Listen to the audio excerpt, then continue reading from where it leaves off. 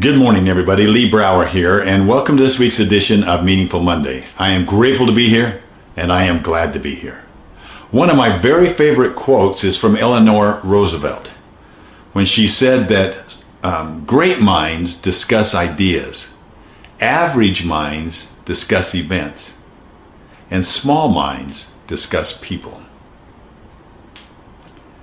I'll let you read into that whatever you want, but it also reminds me of a story that I learned about over 10 years ago, that I first heard over 10 years ago. And the story was about a bridge that would span the Niagara River. You see, because back in the 1840s, almost 170 years ago, there was no way to connect except those that were very affluent to witness and to experience the grandeur of the Niagara Falls.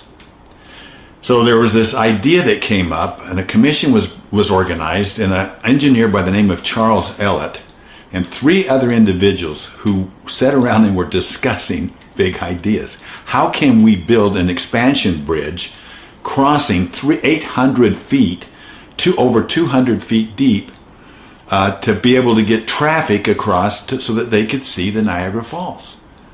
And it was just too difficult. Otherwise, you'd have to go way up and take a ferry that was strong enough to withstand the currents to get to the other side. And then you'd have to trek back. And it was a day's journey or longer just to make that. So they consulted with the top engineers in Europe, top engineers in Northern America.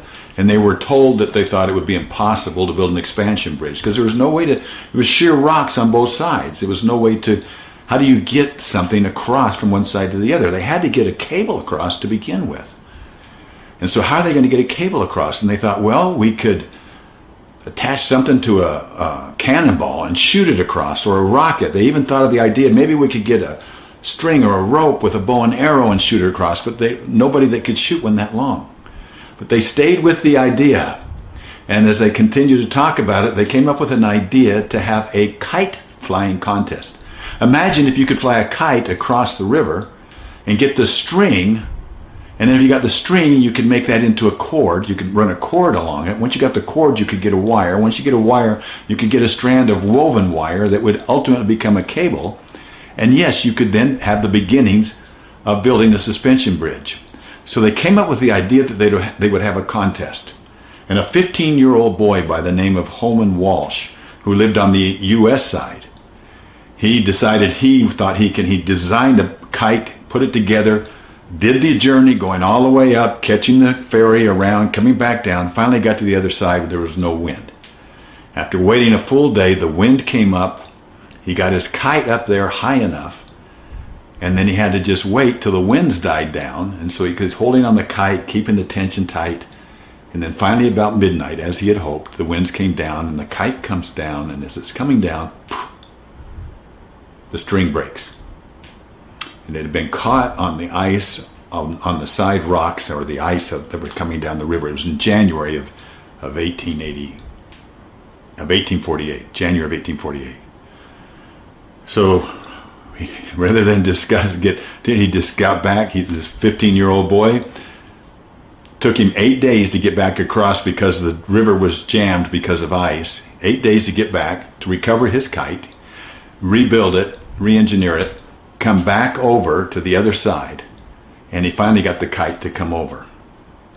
Well, that kite is the beginnings of a bridge that now transports millions of people every day. It was within 30 days, really, that they were able to run a cable from two towers, designed a basket that could hold people, and they started charging $1.25 a day to take people from one side to the other side.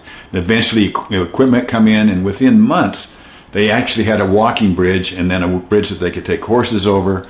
And ultimately, they put another level on it that they could take a steam locomotive over the top.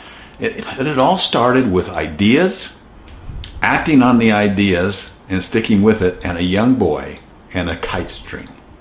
So never underestimate the power of something very small. It's like John Wooden says, small things become great things.